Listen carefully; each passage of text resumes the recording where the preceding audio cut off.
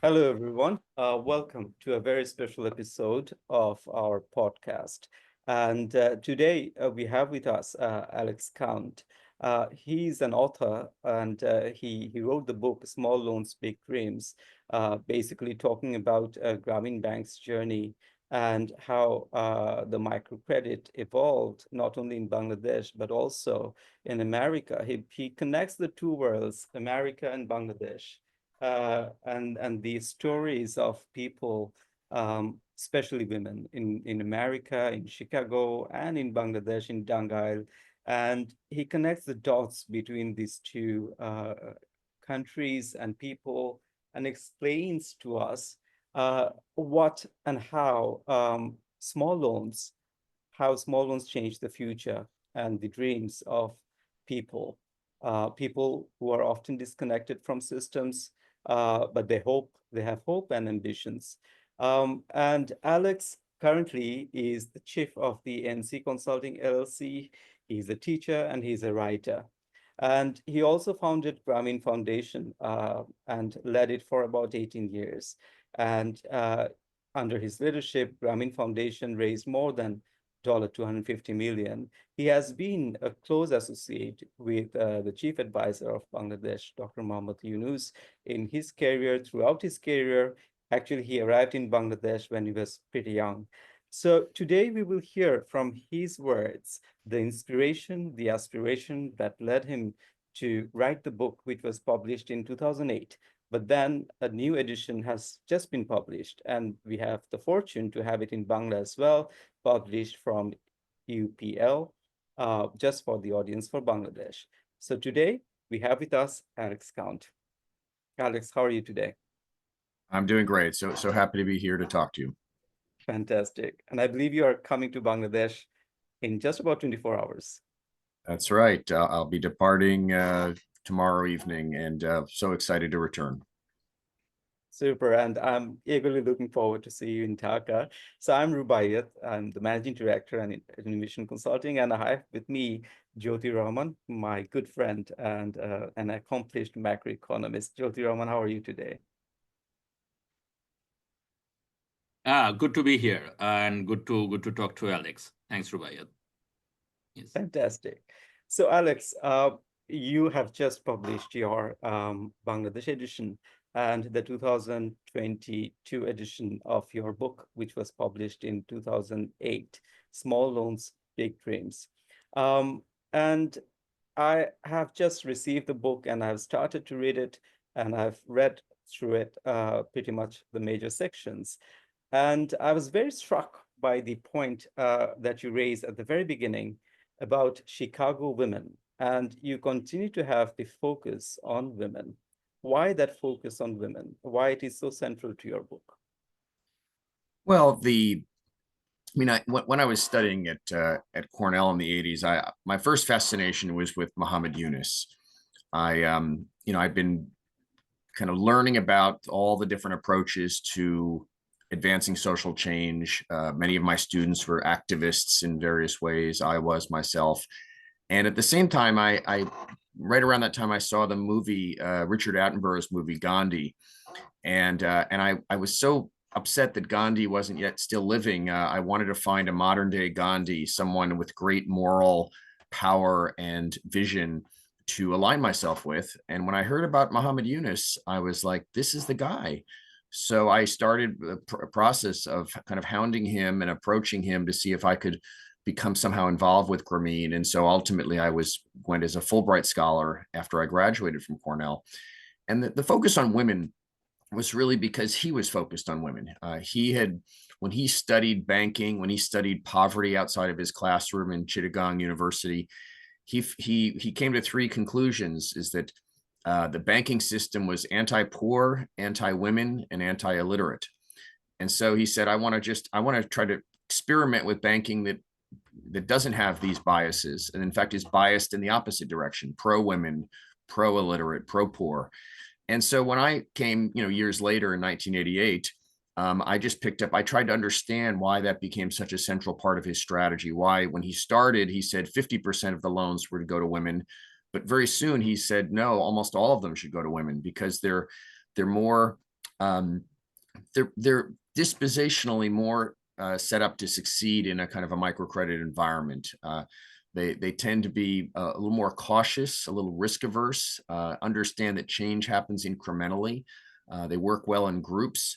And so they have the underestimated ability as a kind of economic actor. So and they tend to use the profits to benefit the family and invest in long term. So that became, so I was just trying to understand why he made that choice. And over time, as I put myself in my Fulbright year for many, many months in rural Tangail near Modopur, and then when I came back to research this book, which was first published under a different title in 1996, and then the second edition was 2008, I went to Manikganj, where I was able to work with the founder manager of a branch there who was very well loved in the community. He had since been promoted, and but he was given to me as an assistant to help me research the book, and that opened a lot of doors and made it possible to learn about the village at a pretty deep level. Fantastic. So I mean, in your book, I read a lot about history, and just now when you're explaining the context of why women, you touched upon some part of the history, like how Dr. Yunus found out that why it should be women, and I mean, he first said it should be 50%, and then he said it should be 100%. So and also for the first time, I read some of the information that I never had before. Like you explained how he first wanted to be an entrepreneur. He started a printing press, and then I mean, he was already raising quite a lot of money, it seemed. And then he wanted to become an academic. He then pursued this venture to Vanderbilt to have his PhD. So when I'm reading it, I feel like it's not all chance encounters. So there is a context, there's a history, and each of these actions leading to another action. And that's how there was an evolution of microcredit as we see it. Since you have seen it so closely and you talk about it in your book, can you please take us through that journey a little about the evolution of the microcredit that we saw through Grameen Bank? You know, the evolution of microcredit and Grameen as a microcredit actor and Muhammad Yunus as the entrepreneur behind it, they're inextricably linked. And I did not try in this book, I mean, to look at the whole microcredit sector in Bangladesh. That was beyond the scope of what I was doing. I was trying to immerse myself in a single organization, and then in a single village in Bangladesh, and then also in a single kind of village in Chicago, where microcredit was being practiced in an early form in the United States. And so, you know, I'm certainly aware of what's going on in microcredit in Bangladesh. Many of my friends who worked at Grameen and went on to work for other microcredit organizations, and it's you know, it's a remarkable sector with where Professor Yunus really encouraged the competitors to emerge, because he wanted to see the innovation that happens when you have a competitive marketplace, and that was, and it's one of the most remarkable things about Bangladesh. But in terms of the evolution of it, I mean, you have to, you know, here he was studying and teaching in Tennessee, and a really important part was the independence war of Bangladesh, which he immediately joined the effort. I think he wished he was in Bangladesh, but since he was in America, he tried to mobilize diplomatic recognition for Bangladesh, working with other Bengalis, and became heavily involved in that. That's been, you know, a story well told by others. I tell it briefly.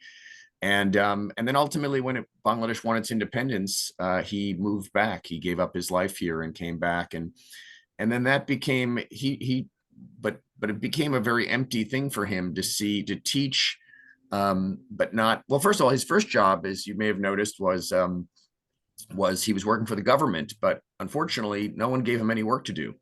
And some people would love that. I get to sit at my desk, drink tea, and read the newspaper every day and get paid for it. But for him, that was enormously frustrating, because he wanted to be part of the nation building effort. So he went to teach at Chittagong University, and then he when he saw the famine of 1974, he's like, this feels so empty to be teaching while there's, so he started going out with a colleague of his, Professor Latifi, and he would just go through the villages and say, what's going on here? Like with an really open mind. He wasn't thinking about credit. He wasn't thinking about, he was just thinking, why are people starving to death in a country with such a rich soil that has potential to produce so much food?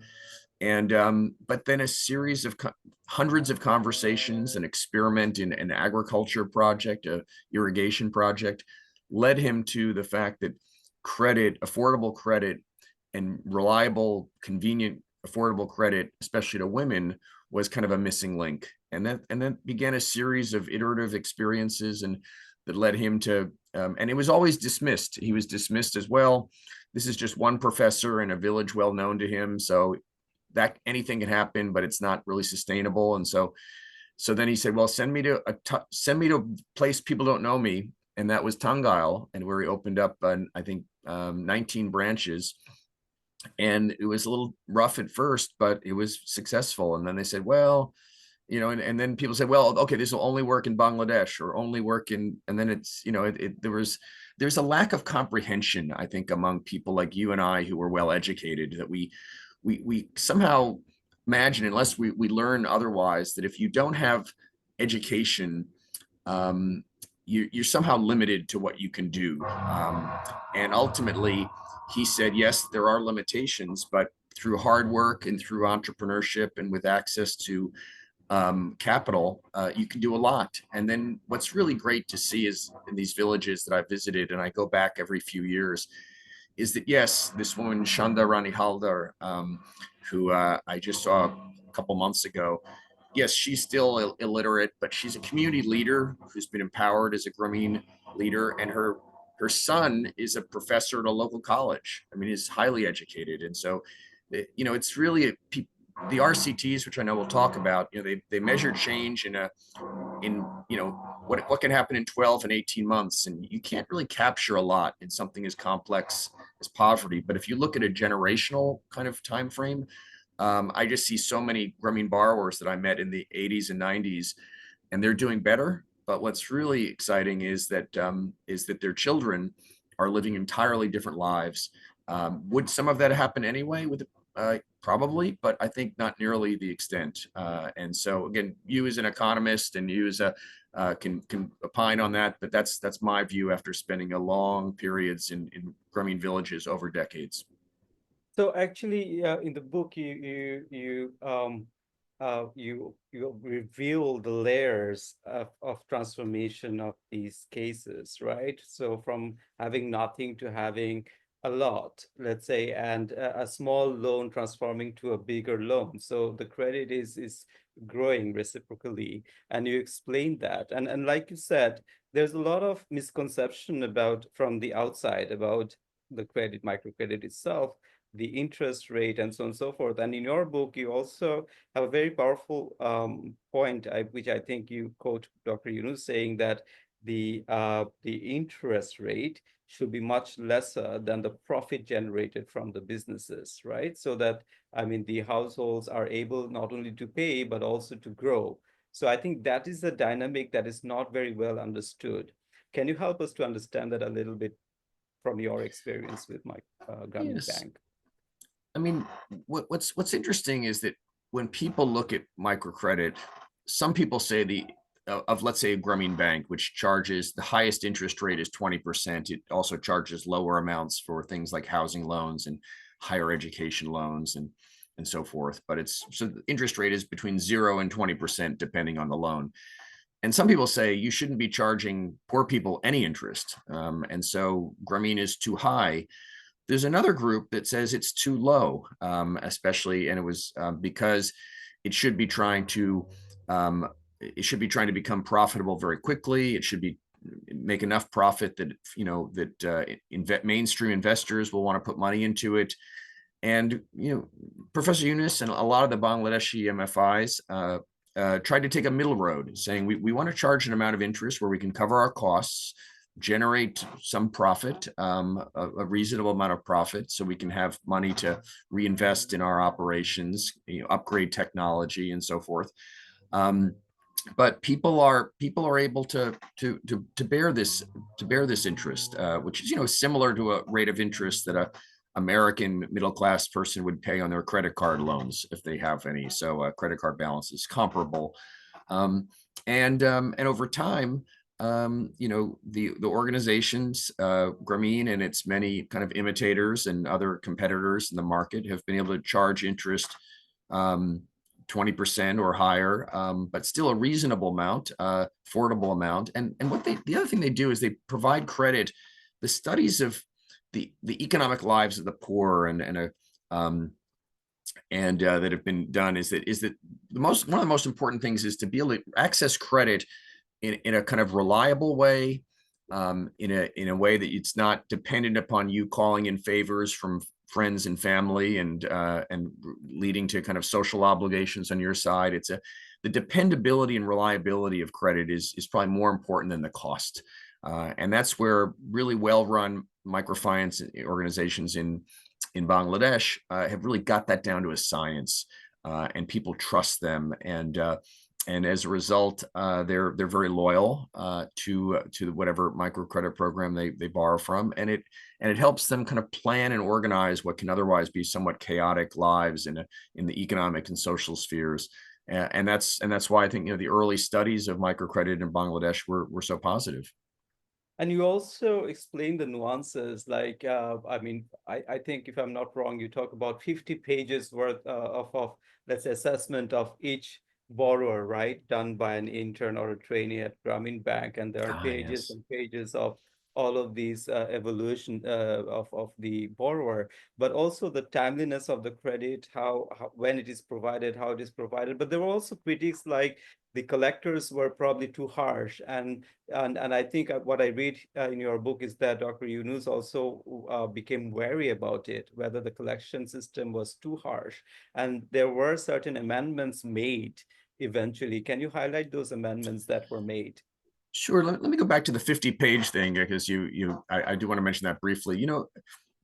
We those of us raised in middle class or upper middle class backgrounds in whichever country we're raised in, we're kind of we're given almost a steady diet of myths and half truths about people that are less economically, that aren't doing as well as we are economically, and they kind of serve a purpose because they make us feel less guilty that we're doing well, and that somehow the people that are poor they kind of brought it on themselves. Now, some of us, we don't get much of that. Some of it we don't believe it, but it creates a kind of a mythology about why does poverty exist in my country. And what Professor Yunus did before an officer would give out any loans, he had to spend 6 months in training. And one of the things he did is he would do a life history of one Grameen borrower, where he would interview a borrower for maybe 6 or 8 hours. And then he would have to write up, or she would write up her findings from that, and that would be graded. That would be a major part. It's like almost like a thesis for that training period. And they used to keep all these handwritten case histories in their library, and it take up enormous space with thousands of employees. And so partly it's about changing that mentality of why are people poor, because people don't come in as a blank slate. They come in as a they come in with biases, and the training period is meant to kind of address those biases. So that's the train. What was the second part of your question there? Now I got you're muted. Sorry.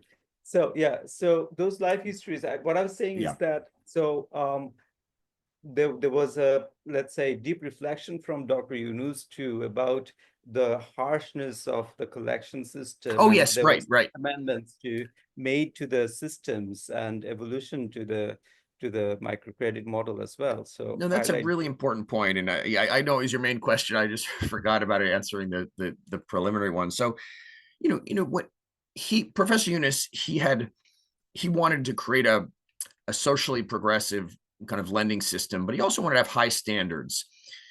He wanted to for what was done, high standards and expectations of the borrowers, high standards and expectations of his staff, that it be, corruption free, that it be people maintain, discipline is one of the kind of four, central ideas, is to be disciplined, to be hardworking. So he expected his loan officers to recover a high percentage of the loans, and to do so in a humane way, but to do so in a demanding and rigorous way. And he expected the borrowers to help each other through troubles. So you're trying to maintain a balance here. You want to be humane, but you also want to perform well from a financials perspective. So people couldn't dismiss this as some sort of unsustainable form of banking. And I think what he discovered as the 90s wore on is that some of the borrowers put too much pressure on other borrowers to repay. And they wanted to maintain their perfect repayment history of their group or center or branch. And yes, support and a certain type of pressure is okay, but if it passes a certain line, it becomes inhumane. And then certain employees of Grameen became too demanding and put too much pressure on borrowers, because not all businesses succeed. Some of them struggle, some of them fail.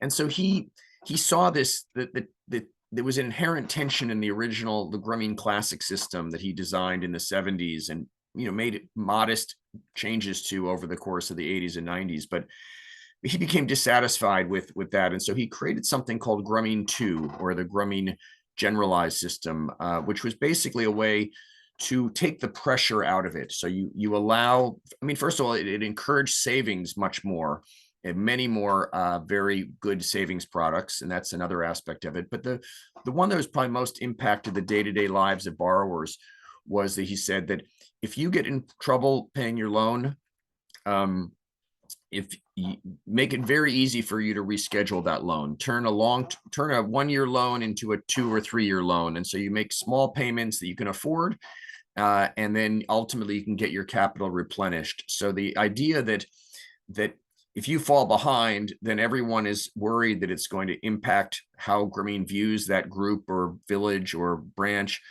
He took that out of it because because people could reschedule and then become current. Now, some people thought that he was trying to cover over the poor performance of Grameen in terms of repayment.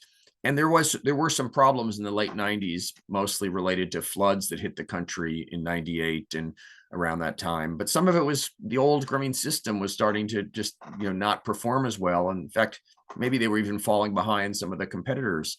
So the Grameen 2 was an idea to update it and to take the tension out of microcredit, as he famously called it, to make it, if you fall into trouble, we're here with you. We're going to adjust the terms of the loan so that you can do okay. And that was a conceptual breakthrough that that I think has guided Grameen ever since. And some of those isolated series of abuse of borrowers by fellow borrowers or by staff just kind of went away. And it took 3 years. Changing large organizations is tough. But by 2002, I believe it was, that system was in place, and the internal critics and the kinks in the system had been worked out, and it has made Grameen so much stronger that after that point it tripled or quadrupled in size, and performance has remained excellent. And the lives of people borrowing that were the impact of getting into trouble with your loan, which is inevitable, was made much more manageable. So reading your book, one would basically have an idea of all of these events that led to certain changes in the model. But also in your book, like you said, you first wrote it in 1995, I believe, and then there was another edition in 2008. But the name was changed in 2008 to Small Loans, Big Dreams. And so basically, we now have a new version, a new edition of it.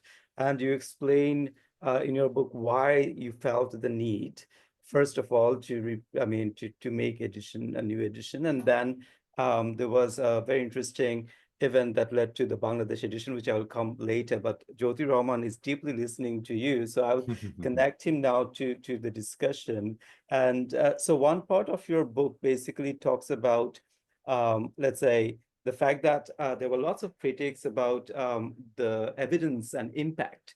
What is the impact? And then in your book, you basically take a personal journey through cases and anecdotes, but then also you refer to certain randomized control trials and evaluations and impact assessments, and you heavily cite those studies to explain the impact quantitatively too. So why don't you take us through there? And Jyotirahman, in that context, I would ask you to take the discussion further and connect it to the macro issues. So Alex, over to you. Sure. Yeah, so Jyoti, you're going to go. Okay. No, go on. No, I'm just saying, yes, that like, yeah, I'm eagerly you waiting can probably to. Well, Alex let me first. Yeah. let me just kind of introduce people to this issue, and I do take this on in my the newest editions because a lot happened between 2008 and now. So back in the 80s, there was Professor Yunus and the great Fazl Abed.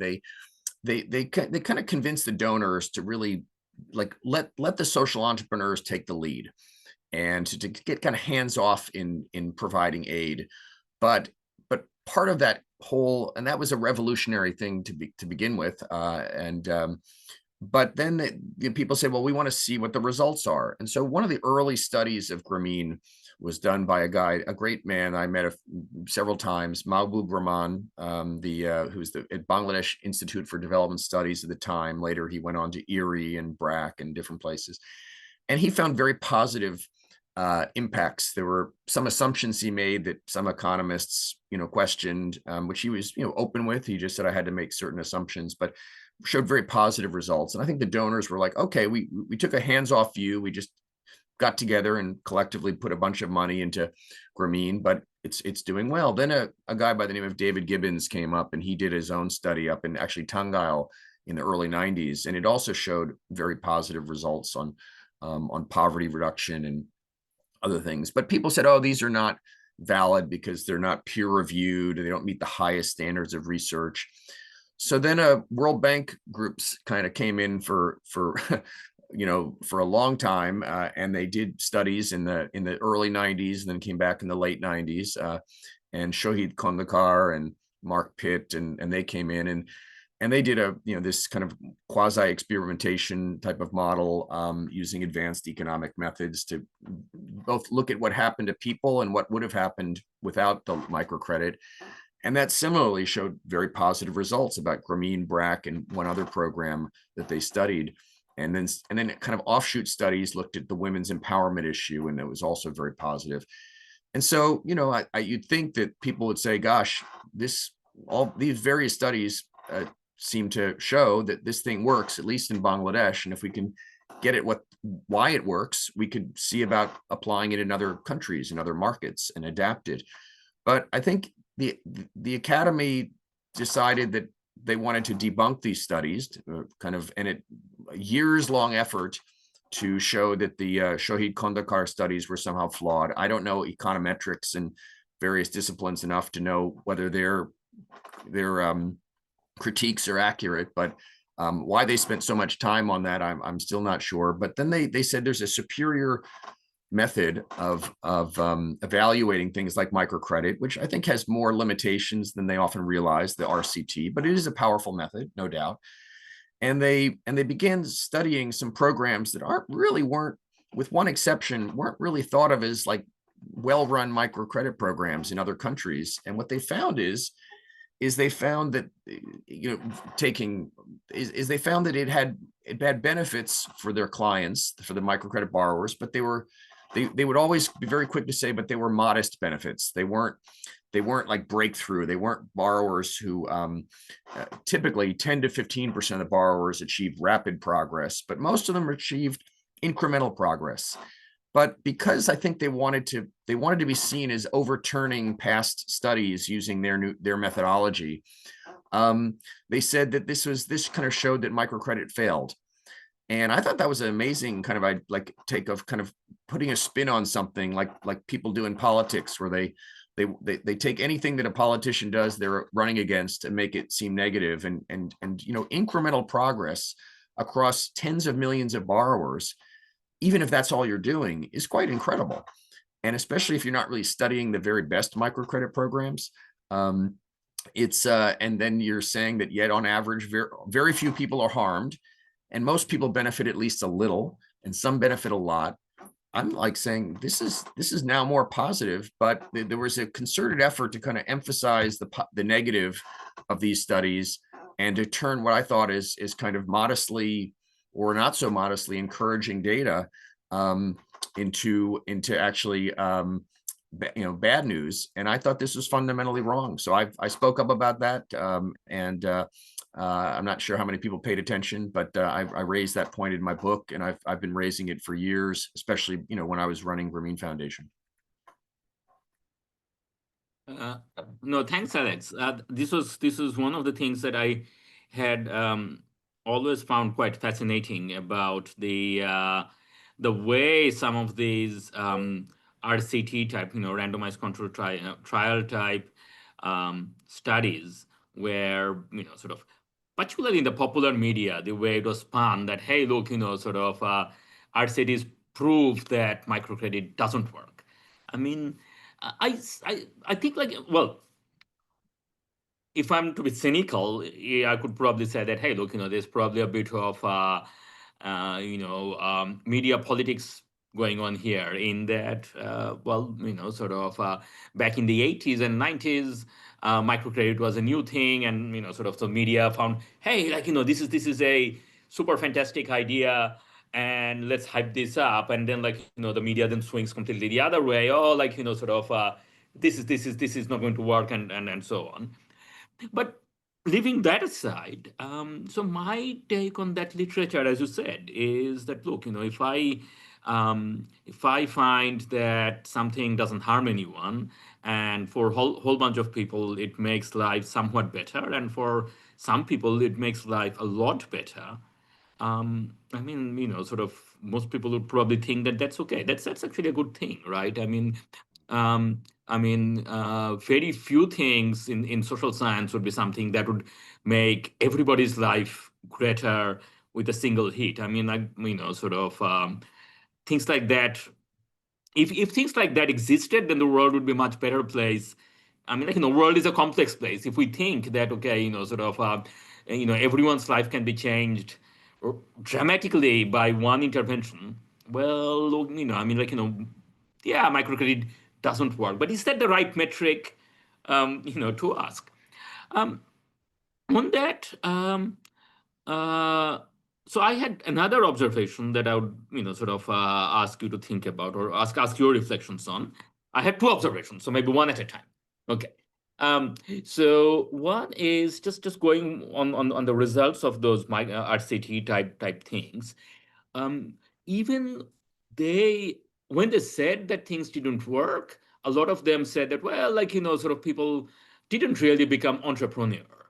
But the argument against that is that, well, most people sort of, most people are not entrepreneurs. Most rich people are not entrepreneurs, right? As you said, that, like, those of us who grew up in, sort of middle class or upper middle class affluent households, we think a lot about education and all of those things. Most of us, go to university, get our degree, and then, we look for a job. So, like, sort of, poor are not really all that different. So why is it that, like, sort of, most people didn't become an entrepreneur is seen as, how do you respond to that charge, when the same studies also find that, it helps people deal with, microcredit had helped people deal with negative shocks, Yeah. And isn't that as important, that, like, you didn't become destitute because you had, access to microcredit. It might not sound as glorious that you didn't become an entrepreneur, but why is it a failure that, like, we stopped you from going completely into destitution? So that's my first observation. Let's hear about that, and then I'll come back on the second thing. Thanks. So one of the most celebrated and criticized things that Professor Yunus has said over the years, he said, every person is an entrepreneur. Which, if you think about it literally, like, if you were to do a literature survey, is, you just say, is that true or false? You'd probably end up with, honestly, you'd say it's false. because some people, their entrepreneurial talent is much greater than others. But I think what he's trying to do there is he's trying to say that, and sometimes if you press, he'll say, well, what I'm saying is every person is a problem solver. And every person, if they try to, work in a kind of a market economy, probably has more ability than they realize.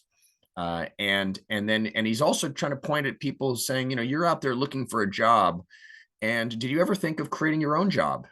Maybe don't rule that out. You may have more ability than you realize. So he's trying to encourage people, particularly in a country that has, often had a lot of unemployment, for people not to look for the jobs of others, but it's how they can become a job creator themselves. And there's certainly people that have that ability, but for lack of inspiration and lack of capital, they don't realize that. So he's saying something that's probably demonstrably false, but the agenda is to inspire people to discover their own abilities.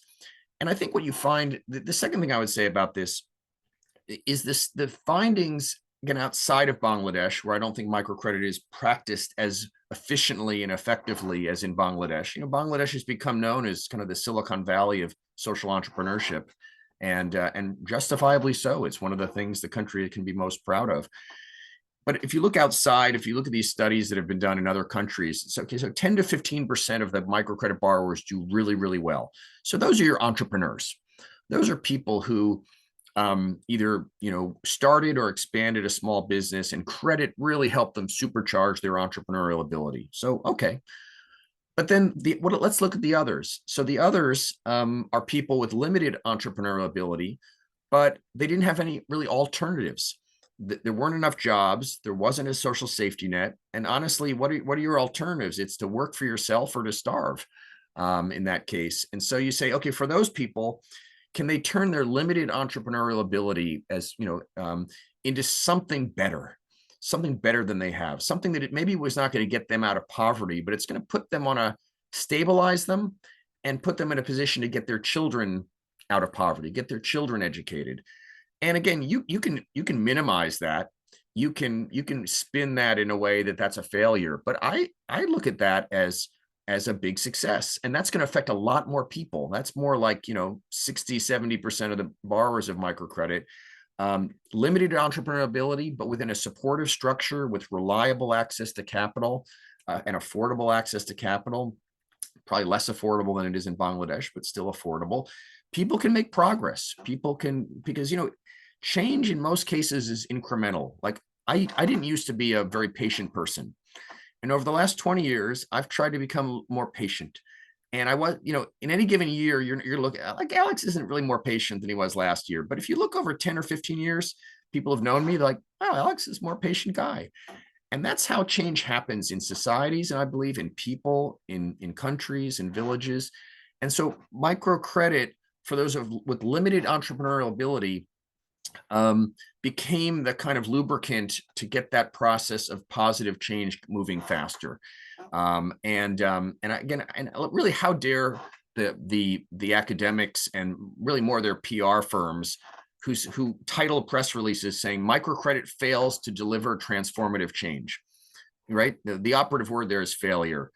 And to the extent that people used to come up to me in this fad-driven international development, and they put their hand on my shoulder and say, I'm so sorry that you chose microcredit for a career, that this thing just turned out to be a failure. I'm saying, what? And this is what the power of PR does. And sometimes really in a really unjust way. So ultimately, I think that, what we find is, and here's another point that I made. Why don't rather than focus on what microfinance fails to do? Yes, it fails to eliminate poverty in most people in 18 months. Got it. I could have told you that beforehand, but okay, you know that now. It does, but it does for like 10 to 15% of the people. Well, then let's study what's going on in those 10 to 15%. Let's expand that from 10 to 15% to 20 to 25%. And maybe there's an upper level of what that can be, because again, there's not everyone has equal entrepreneurial ability, but just the role of researchers in looking at it at a social intervention, kind of helping the public understand it, trying to drive the agenda of improving it. I think the research community really let down let everyone down in how they approached microcredit for the most part. And there were other, there were some, but the loudest voices, the people with the most influence, I was very disappointed. Thanks, Alex. And that then, sort of takes me to the other direction, the other reflection that I had, which is that if you say that okay, microcredit failed, and you apply that metric to any development intervention,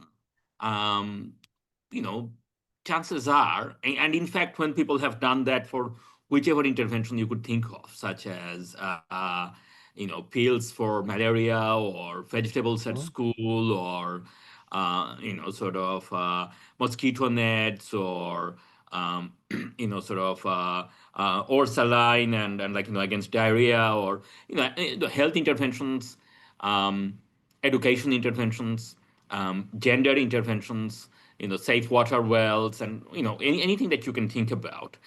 The same quote unquote critique, the failed, the critique that it failed would probably also hold because poverty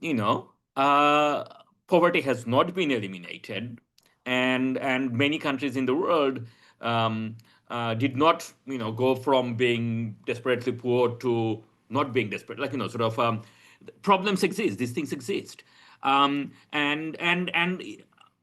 equally, all of them worked in the sense that they all a well-designed program typically tend to address the micro problem that it is designed to address, right? So if the problem you are trying to address is let's prevent malaria, well, okay, well-designed anti-malaria interventions stop people from getting malaria, and people who don't get malaria tend to have better lives. And it's kind of strange to then say that, hey, look, anti-malarial program failed because that part of the world is still desperately poor. All right. I mean, that just seems a bit strange to me, right? Well, it is very strange, and again, it just influences the way a lot of philanthropic support of microcredit evaporated after about 2010, certainly by 2015, because there was this feeling among some that it had failed. Where again, I think that's a kind of gross misrepresentation of what's going on. But here's the thing that's kind of interested me is those of you that look at the macroeconomics of this is you look at, you say poverty still exists, true, but where are the countries where have experienced the most dramatic decline of extreme poverty and moderate poverty in the last 20 years? Well, countries come to mind like Bangladesh, like India, like Peru, like Indonesia. Well, these are also countries that have microfinance has been widely practiced. And even China, while they practice a very different form of microcredit, and they have, tens of thousands of rural credit cooperatives that aren't run like Grameen Bank, but they still get a lot of credit out there to people who need it in the rural areas. And you've had a massive reduction of poverty. So I can't prove that there's a that one is causing the other, but it is kind of interesting that you've had these historic dramatically decreases in countries where microcredit has been much more widely practiced than in a typical country. And I hope someone picks that up and tries to kind of analyze that and say, what is the relationship? I think there's probably a strong one. Well, sort of in macroeconomics or social science as such, I mean, causation is extremely difficult, from the whole society perspective. So many things going on. But at least with respect to Bangladesh, and this would be my final observation before I hand back to Rubaiyat, but at least with respect to Bangladesh, sort of one thing we could say is that you mentioned Professor Yunus's exposure to the Liberation War of 1971. You mentioned that when he returned in the book, you talk about and he has talked about this as well, that when he had returned in the newly independent country, and then he saw the famine of 1974 firsthand. So sort of and that profoundly affected his thinking and all of that. So, and other people have written about that too. So, to the extent that that 1974 famine was, and the post-war dislocations and sort of disruptions completely tore through the social fabric, and to the extent that we have not had that kind of rupture in the last 50 years, all right, I think, like, sort of, I think, again, proving anything in macro history is, it's very difficult, but it probably is not unreasonable to speculate or to, put a conjecture that, hey, look, by stabilizing these rural lives across the country, institutions like Grameen or innovations like microfinance, and as well as other NGOs, BRAC and Ganashastro and others, sort of, they stepped in a way where the government could not, because the government was very dysfunctional, poor, politics was dysfunctional, and so on. So they, sort of, these organizations marginally stabilized people's lives, and that had a macro impact in the sense that it kept the society together. And that then allowed for all the other things like garments and remittances and female education and all of those other things that helped Bangladesh grow. All right. So again, I cannot prove it. I think sort of that kind of scientific proof is probably the wrong bar to ask from a social studies social scientist. But is it a plausible story? Was my last observation. Yes. Yeah, I think so. I think that the cumulative impact of all of these various microcredit and social programs that have been done is again, if you look at any one intervention in any short time period, it can look like very limited. But if you add that up, and let me, I tell this story in the introduction to the Bengali edition. So my book has it's published and available in the United States through my River Towns Books. And now it's available in both English and Bengali in Bangladesh by UPL. And I'm so excited because, I read Bangla at about a 6th grade level. And a lot of my friends in Bangladesh who are educated read English at about a 6th grade level. And so they're not going to go through a 400-page English book. They will go through a 400-page Bengali book. And it's been a dream of mine. And I thank you for covering that. But when I was doing it, one of the books I read when I was just getting in, when I was a Fulbrighter in '89, was a book, I think it's called Rural Bangladesh Competition for Scarce Resources by a Danish researcher who settled in a village in Manikganj, probably not far from where I did my research. And he came out profoundly depressed. And I think the field work was kind of like early mid 80s. And he just said, this is a country that is like the nutrition and just everything is bad and it's getting worse. And he really did he stayed 2 years in one village and got to know all the people, studied all the different trends, economic and social. And he just said, I'm like hopeless for this country and this people, and certainly this village. And it was a kind of an eye-opening. I'm like, this is what Grameen's trying to deal with. I'm not sure if they're going to succeed if it's as bad as this guy. And then when I was negotiating to have this book come out with UPL, I went into their library and I asked about that book, and they said, yeah, that's one of our good selling titles. But the same author went back to that same village 20 years later and wrote a book about that. I'm so, tell me that. I'm curious. This was a very influential book.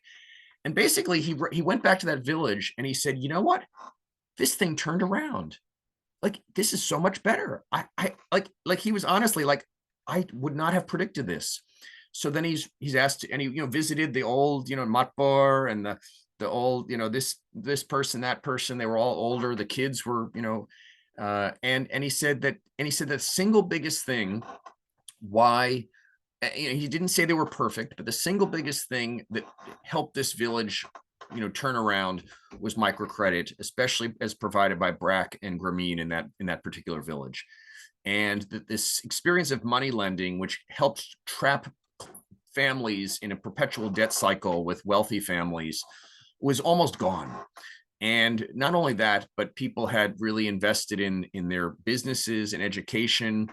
And I was, when I read that, I'm like, and I said, well, this really confirms what I also found. But I'm glad I'm not alone, because maybe I'm biased. Maybe I'm so so loyal to Professor Yunus, and I'm so, so grateful to the access that he gave me to himself and to his organization and to his global movement. Maybe I'm missing something, but this guy who again felt 2 years in a Bangladesh village, and Maniganj probably isn't the worst of all the villages. I mean, you go up to Rangpur or Kurigram or something, but he was there. He said, like, it's hopeless, folks. It's bad and it's getting worse, and I don't see anything stopping it. And he go back 20 years later, he like, it is so much better. And when he really asked around and he did his own research and what caused this, and people said lots of things, but government did some good work, and electricity is more common, etc. But microcredit was the single biggest reason.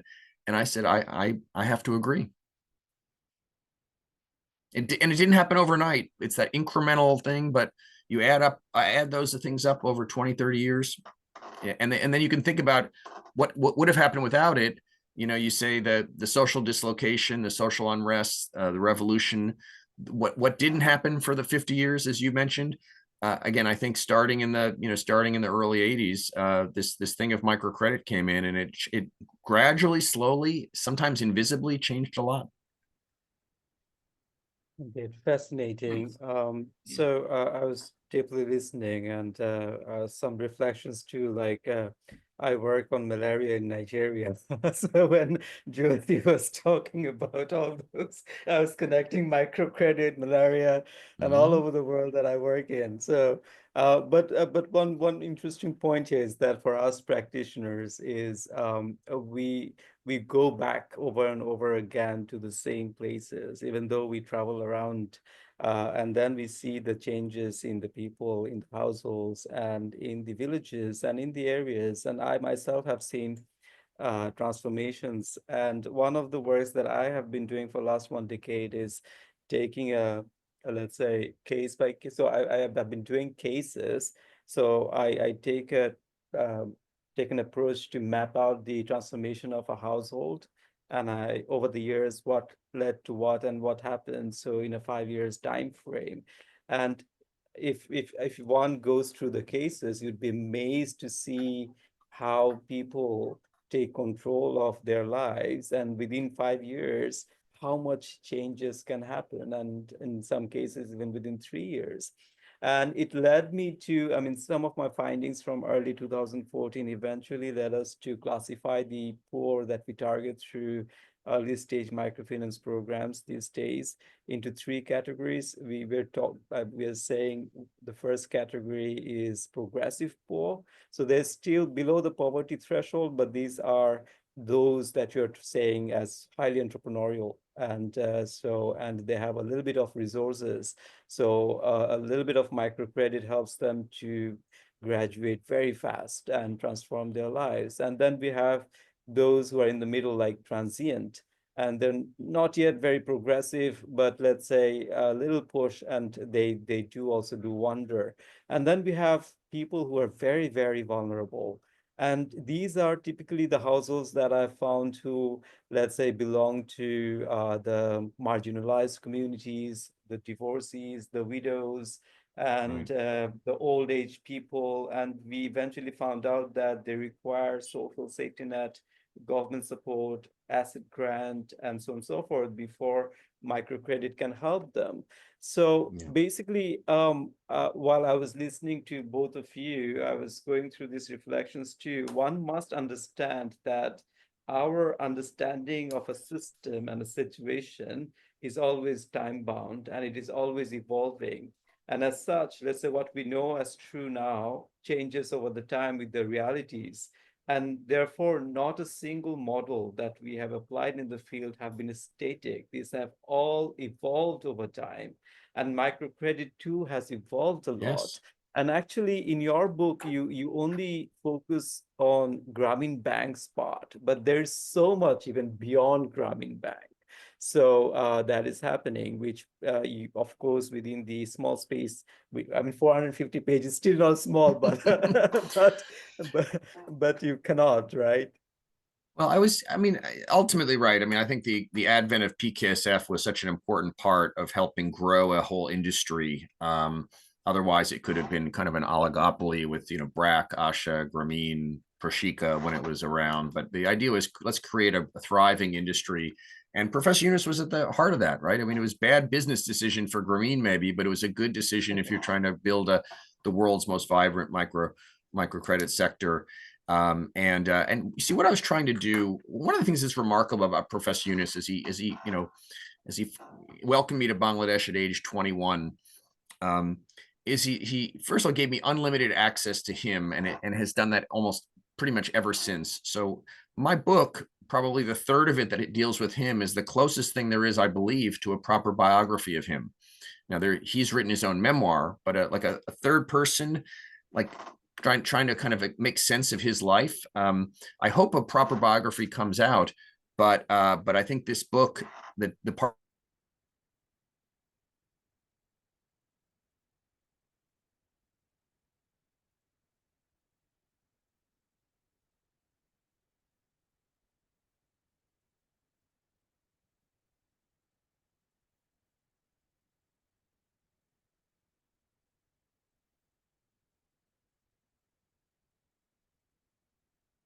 of doing microcredit at the village level.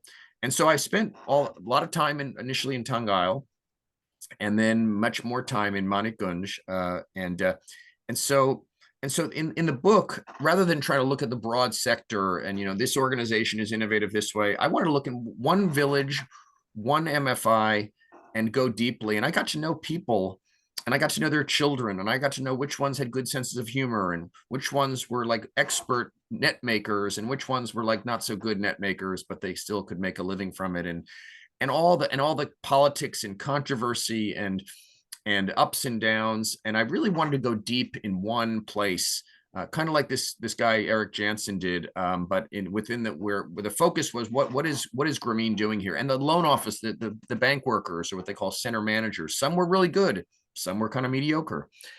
Some managers of that branch were great. One that was there for part of my time there was like not so great. But that's the robustness of the system, is it can survive even not the best employees, because the system is so strong. And so that's where it really, and then my agent, when I originally wrote this book, he asked me to do something even beyond going deep with Bangladesh and telling a bit of Bangladesh history, which won't be much new to someone who knows Bangladesh. But I was writing this book for a lot of people who didn't know microcredit, didn't know Bangladesh. But I also said, he said, why don't you look at how Grameen is transferring to America? And so I immersed myself in the lives of 6 women who were borrowing from an early microcredit program in the US in Chicago. And as someone who grew up white, upper middle class in New York, I spent a whole summer and 7 other visits over 2 years with people who were all African American, living in a part of Chicago that I wouldn't have lived in if I lived in Chicago. And I got to see that, yes, there were a lot of differences, but there were also a lot of similarities to rural Bangladesh, and how Grameen's credit, both its strengths and limitations, was playing out in a very different environment. And then I've kept in touch with those women too over the years. And but what really is exciting, and I do talk about this somewhat in the new edition, is that all of those early efforts to adapt Grameen in the 90s and the 2000s, they were like not that successful. They were, some very heartwarming individual success stories, but it wasn't reaching any kind of scale, And then Grameen America came, and a Bangladeshi named Shah Nawaz, who's, kind of a teacher and mentor and guru of mine. He went to Queens and he started knocking on doors in Queens in New York City, probably getting most of them slammed in his face. And he said, I want to help.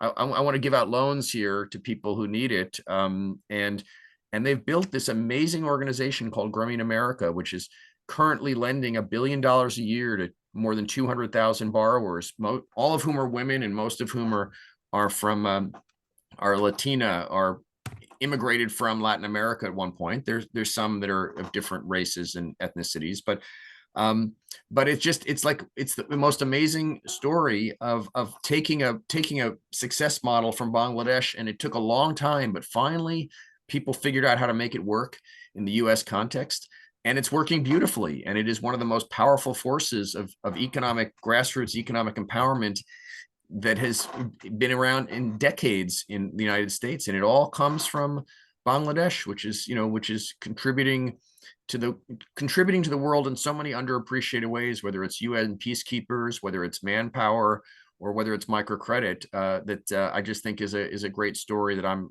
also trying to tell in this book. Thank you so much for bringing that up, because I wanted to ask relevant questions and you've already answered to those. One of those was whether you call this book a biography. And so actually you do answer that. And also I was thinking, like, I mean, in your book, you explain the journey in Chicago. And and right now you've just explained how the innovation that happened in Bangladesh has been adopted in America. So this is a Bangladeshi story that has pretty much become a story in America, and changing thousands of lives in America. And actually, this is a great great example of global South to global North collaboration, isn't it? Yes, So yes. I mean, typically the aid and trade and the knowledge, the direction of it has been north to south. But here you're explaining a direction of a south to north movement, and that's the beauty of it, I believe. People should read your book to learn about that too. But on that note, Alex, so you arrived in Bangladesh in July 30th, and happens to be the time when we were going through a massive uprising. And then August 5, the regime fell. And then you published this book. So one might wonder, what is the connection, whether this is opportunities as well, because Dr. Yunus is now the chief advisor. So what was the inspiration and aspiration of launching the book in Bangladesh in this time? Yes, well, I've been trying to get a couple of my books published by UPL, because I mentioned it was always a dream of mine. I learned so much from UPL books, and there are a lot of great UPL books, and I've read dozens of them. But in both of my books, both my own memoir and called Changing the World Without Losing Your Mind, and Small Loans, Big Dreams, there were some mildly critical comments about the prior government that was in power up until last August 5th.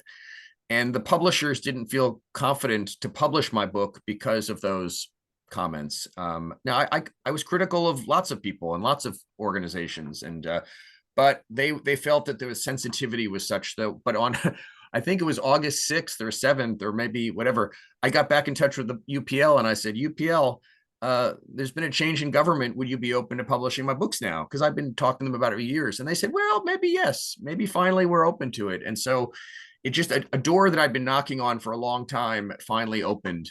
And so the first thing we talked about was an English language edition of Small Loans, Big Dreams. There was a 2002 edition in the United States, which kind of brought the story up to that point. And I said, why don't I take that edition and add a new introduction that deals with what happened during 2024 and the student-led revolution and what that meant for Professor Yunus. And they said, let's do it. So we raced and we got it done by last January. And the English language UPL edition was published last January. It's very, very exciting to get that out there.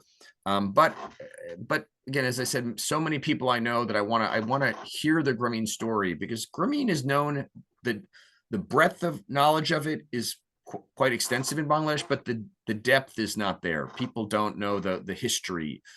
Even some employees of Grameen have come on in recent years. They don't know the history, and a lot of people have things they factually incorrect. I had an Uber driver say to me, well, isn't Grameen is owned by Americans, right? And I'm like, no, it's actually owned partly by the government and partly by the women who borrow from it. Of course, that same Uber driver thought that Australia bordered on the US. So, I mean, he wasn't the most sophisticated guy, nice guy, but so I really wanted this deep research that I'd done about Muhammad Yunus, about Grameen Bank, about one village in Bangladesh and one village in Chicago, to be available. And so I started pressing UPL, and they recognized it would have a much bigger readership in Bengali. And so I opened up a GoFundMe page to raise money for the translation costs. Some of my friends responded, and we found a great translator. and we're trying to get it out for a conference that's taking place next week, Social Business Day, and I think we're just going to get it published within like with 1 day to spare, because I want this book to be available to those who may not read English well but want to learn more and read Bengali well. And it's like one of my major life goals was to write this book in the 90s, update it after the Nobel Peace Prize, update it in 2022, and then get it in Bangladesh, affordable and in both languages. And I almost feel like my life's work is kind of over now. I mean, I've accomplished what I wanted to, or the books that are out there in the right languages, and I'll probably do some more things, but this is like a major life milestone for me. A big congratulations on achieving that. But you have a lot more to do, and surely your life goals will evolve, and we will have a lot more from you over the years. So thank you, Alex, for being with us today and sharing with us your stories, your life journeys, your aspirations and inspirations. And it's a privilege for us to have this book in Bangla too. And I believe there's a lot, not only for us practitioners, but also for the general people to understand about the nuances of the critiques, the debates, the discussions, the evolution, and the future as well. I believe which are apparent in the words, and it's a very hearty reading. It's not very complex. It's not very jargon. Loaded. It's quite a humane story, I would say, that you have written. So big congratulations on publishing your book in Bangladesh and in Bangla as well. So thank you, Alex. Thank you. And in Rahman, Bangla, for it goes by Kudro Rin Boro Shopno. And it's Actually, Alex, I forgot to mention that you are a Bangla speaker, and we could have had this discussion in Bangla actually. না actually দেখেন আমারই difficult হচ্ছে to shift. I have this problem. আমি খুব সহজে মানে দুটার ভিতরে traverse করতে পারি না। I'm also learning Spanish, so sometimes I have to change from one language to another, but it's I really appreciate you giving it this attention. We're hoping that it again it gains like you don't.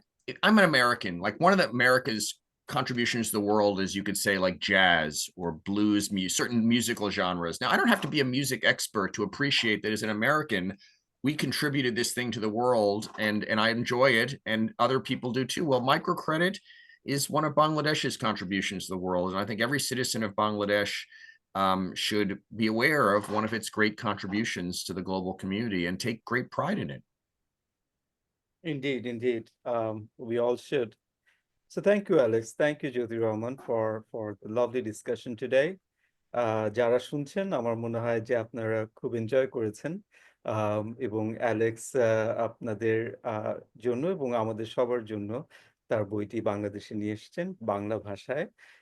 আপনারা বইটি কিনবেন, পড়বেন অবশ্যই, এবং অ্যালেক্সের সাথেও আপনারা হয়তো যোগাযোগ করতে পারেন, তাকে অভিমত জানাতে পারেন।